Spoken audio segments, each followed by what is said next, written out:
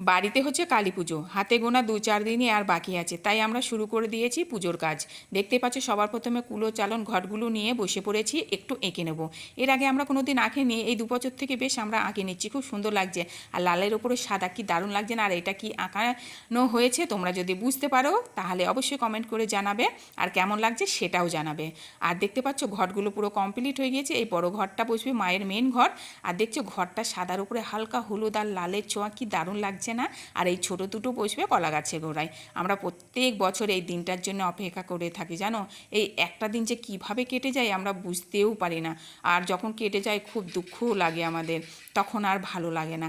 এখনও চালনটা বাকি আছে, ওটা কমপ্লিট হয়নি। দেখছো এখনও ড্রয়িং অনেক বাকি আছে, চালনটা হয়নি। ওটা শুধু সাদা কালার করে রেখে দেওয়া হয়েছে, তারপরে ওটাকেও কালার করা হবে। দেখছো পুরো সাদা, এখন এর কালার হয়নি।